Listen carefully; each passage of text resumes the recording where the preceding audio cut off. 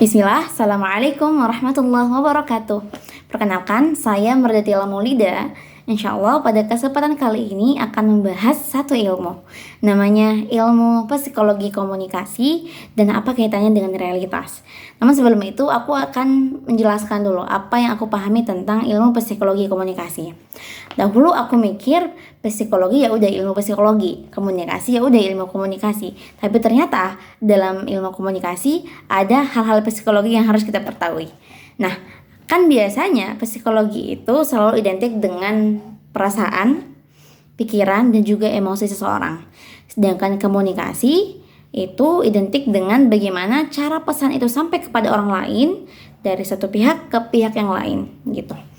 Ketika kita menggabungkan, berarti apa sih ilmu psikologi komunikasi itu? Nah, yang aku pahami di kelas bahwa ilmu psikologi komunikasi adalah ilmu yang mempelajari bagaimana cara menyampaikan pesan dari satu pihak ke pihak yang lain, baik secara verbal, non-verbal gitu ya. Dan itu bisa menyesuaikan dengan kondisi, situasi orang yang kita ajak bicara. Dan ternyata dalam realitas kehidupan itu sering banget terjadi dan sering kita temukan. Karena posisi psikologi komunikasi itu sangat penting bagi seluruh aspek kehidupan kita. Misalkan dalam dunia pekerjaan, ada sebuah perusahaan, ada seorang yang memimpin, ada yang dipimpin. Ketika psikologi komunikasi ini berperan, berarti bagaimana cara komunikasi di perusahaan itu baik dan efektif karena membangun hubungan yang baik. Bos nggak sekedar jadi bos, tapi dia bisa mengayomi, bisa memberikan arahan yang baik, bisa memimpin rapat dengan baik. Ketika dia ingin menjelaskan tujuan dari perusahaan, tujuan dari pencapaian-pencapaian yang ingin diraih, maka dia bukan sekedar fokus dengan apa yang ingin dia sampaikan, apa yang ingin dia raih, tapi dia fokus bagaimana orang-orang yang mendengarkan dia, para karyawan yang mendengarkan dia itu akan terinspirasi, akan termotivasi. Dan itu melalui dari cara dia bersikap, cara dia menyampaikan, dan cara dia menjadi seorang bos. Bukan sekedar bos yang suka menyuruh, atau bos yang semena-mena hanya bisa memerintah tapi nggak mau menerima masukan, seperti itu. Kemudian yang kedua, dalam dunia posisi kita sebagai seorang dai, misalkan. Dai, tugasnya menyampaikan dakwah.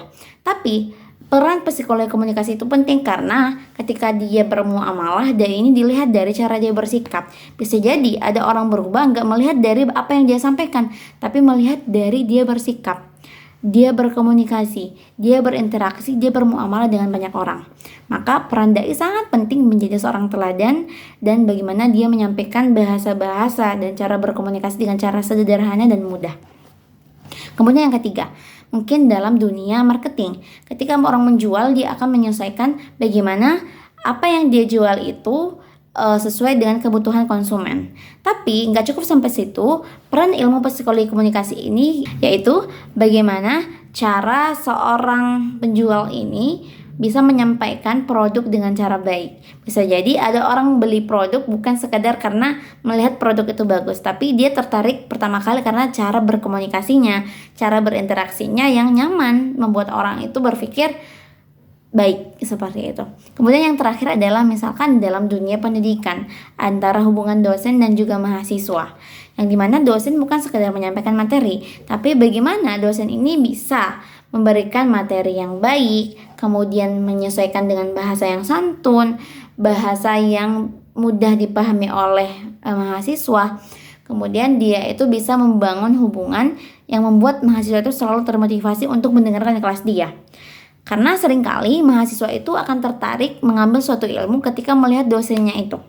Entah cara komunikasinya, cara berperilakunya, atau cara dia itu berinteraksi dengan mahasiswa yang lain. Mungkin seperti itu. Maka dari itu saya simpulkan psikologi komunikasi ini sangat kaitannya erat dengan bagaimana kita membangun hubungan yang baik dengan orang di sekitar kita. Dan itu selalu identik dengan bagaimana cara kita berkomunikasi. Semakin kita baik komunikasinya, maka orang lain akan semakin nyaman dengan kita, semakin mudah dengan setiap apa yang kita sampaikan, dan dia akan melakukan apa yang kita sampaikan. Mungkin seperti itu. Sekian dari aku. Wassalamualaikum warahmatullahi wabarakatuh.